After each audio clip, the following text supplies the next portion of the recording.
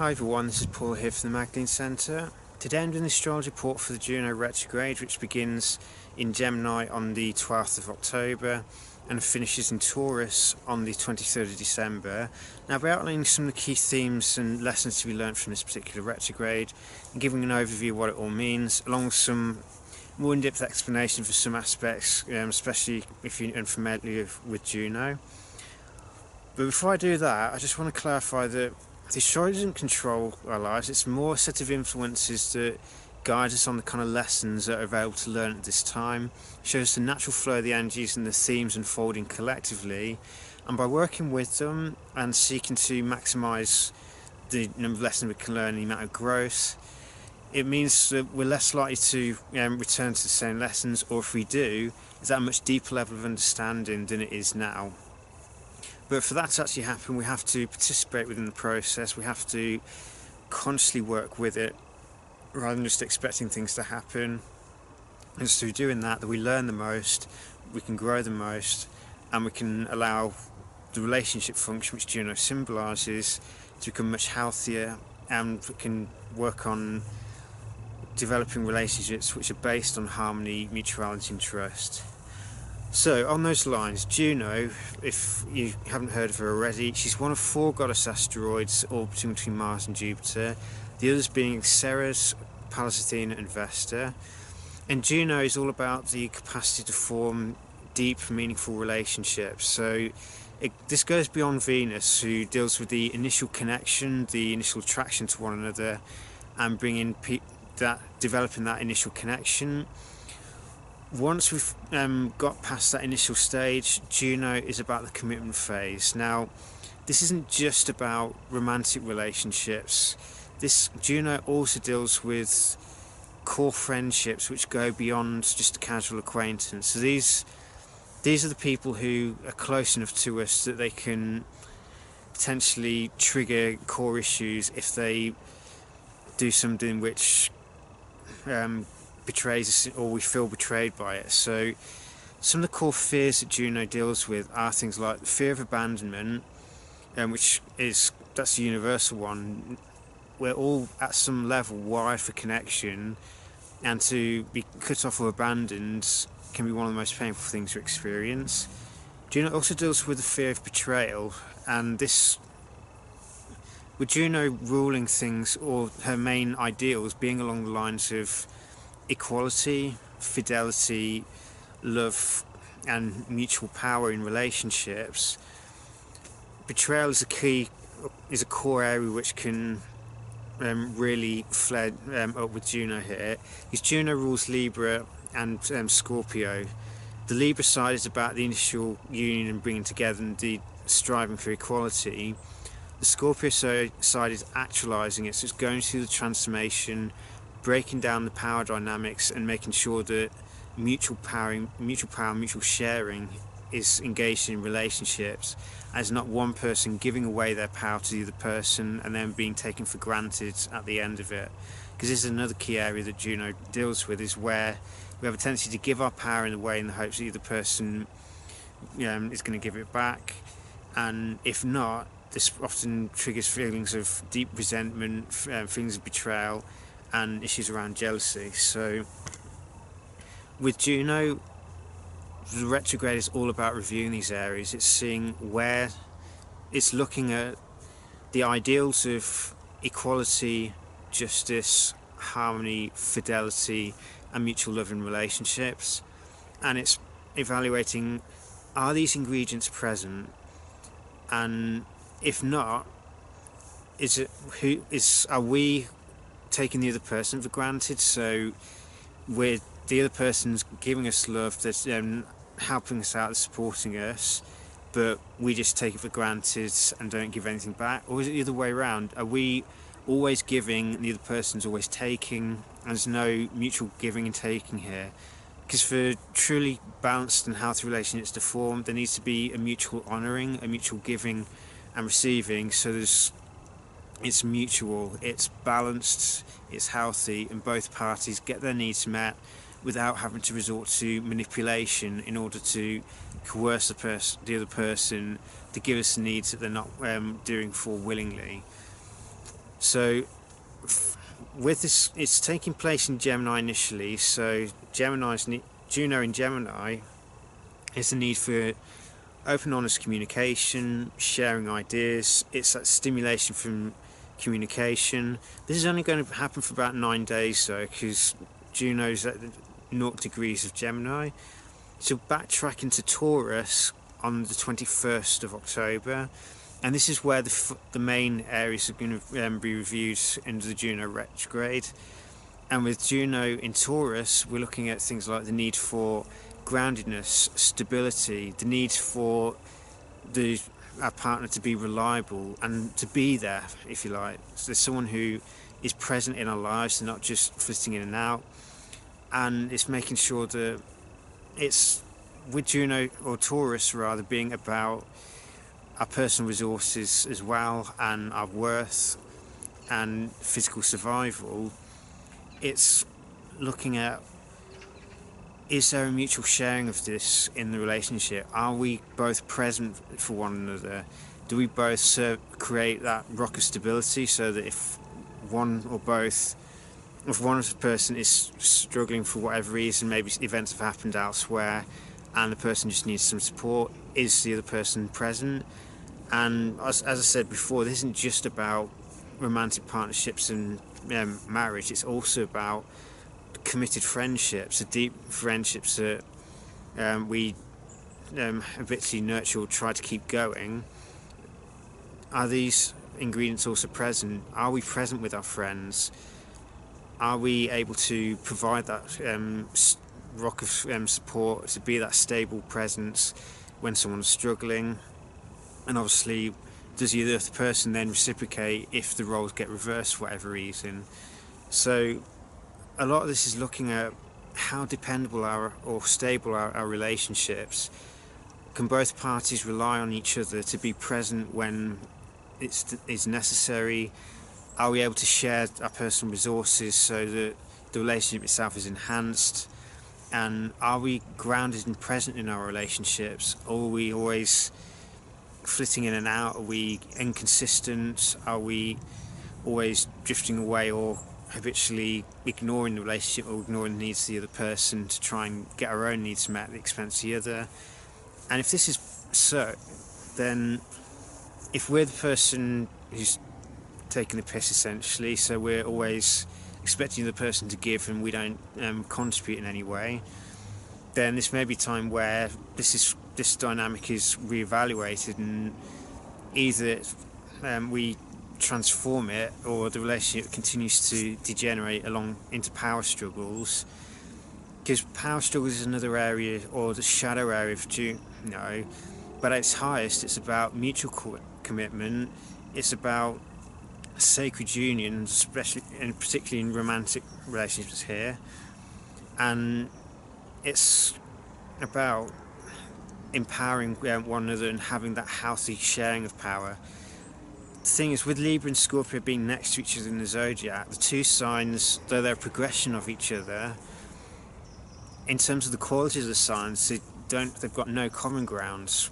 They're two different elements. So bringing the ideal of equality and balance that Libra symbolises into the deeper elements of the relationship that Scorpio deals with. Scorpio deals with power dynamics, power relationships and imbalances of power.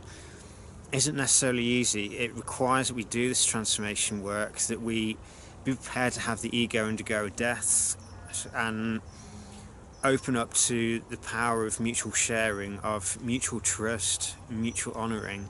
Because the thing is, if a relationship doesn't have a foundation of trust, then the relationship is on very rocky ground, and unless trust can be established and then strengthened through consistent commitment to one another, it eventually goes all together, at which point, what's the point in trying to keep the relationship going?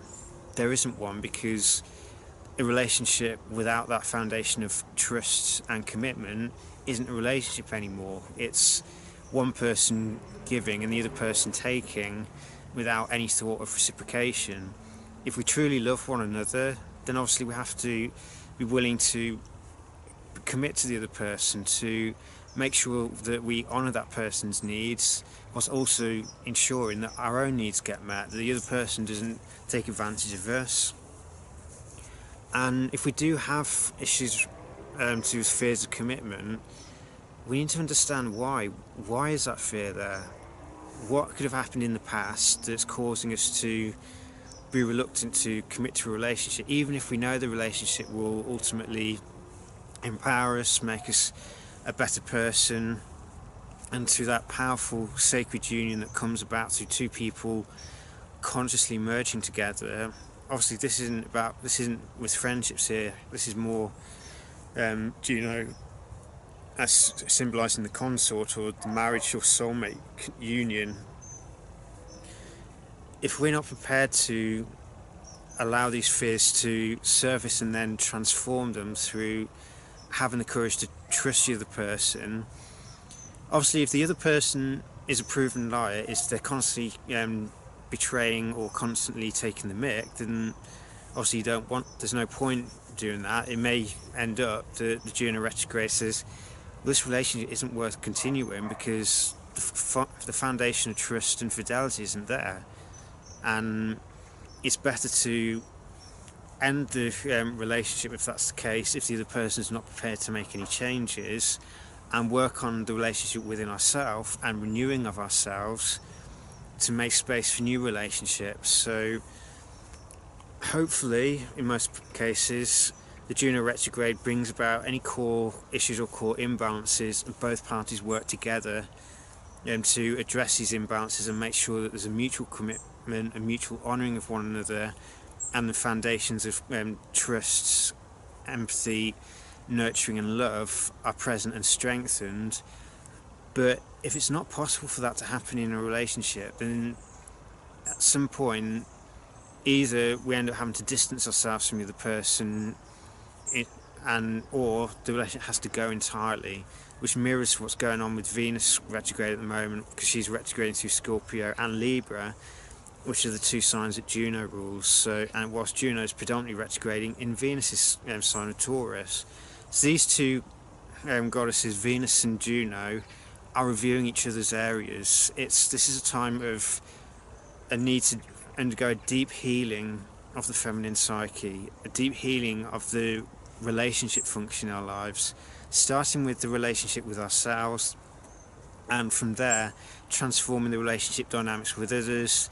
So if the relationships don't honour the new self that's emerging and don't allow us to be who we are, or the other person is constantly trying to manipulate us or make us be something that we're not in order to satisfy their desires at our expense, then it's not worth continuing it, especially if the other person isn't prepared to learn from it or transform. If they are, then obviously try and work together and honestly express the issues at hand ideally without engaging in the blame game or constant accusations, because that obviously the ego flares up, become defensive, and it just becomes another power struggle. It's about honestly expressing our feelings, honestly sharing how we feel about situations, and then trying to seek out a mutual compromise or mutual solution that's a win-win, that helps both parties and both people are honoured through that commitment, honoured through that compromise, and a foundation of trust and equality can be established if it isn't already there. For people who already have these qualities, Juno retrograde may simply serve as a time to deepen these areas, to deepen these aspects, and identify ways that they can be strengthened, so that that core that foundation of trust and mutual love and mutual empowerment and the sharing of power equally in relationships just gets deeper and deeper. But for relationships that are dysfunctional, and where relationships where we tend to either give away our power or expect the other person to give away our power whilst we do nothing to change, these areas are really going to come into review here. But the more we do the work, the more we're prepared to be honest with ourselves and acknowledge where there are imbalances in relationships, where there isn't a solid foundation of trust, and see, is the relationship strongness, or is there enough potential to transform the relationship, to build foundations of trust with one another, and be open and honest in sharing how we feel, and making sure that the other person's feelings are acknowledged, they're heard, they feel validated, and through making sure this is a mutual process, a deeper level of relationship can unfold, deeper levels of intimacy, which is Juno's main, or one of Juno's core needs, if you like, is that deep level of intimacy that's beyond just the shallow levels.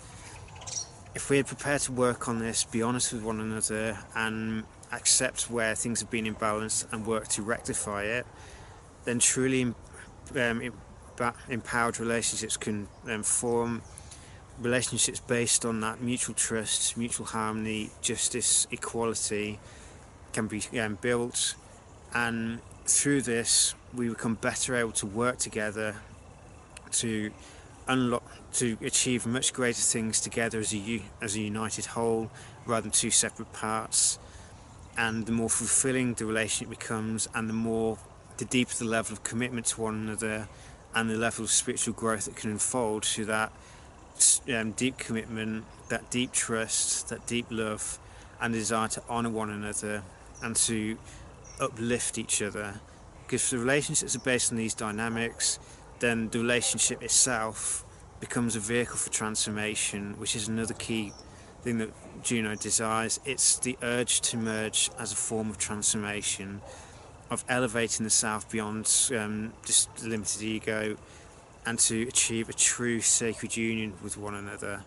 But we have to do the work on ourselves. We have to face any core fears that stop us doing this, and any fears that prevent us from engaging in committed relationships to begin with.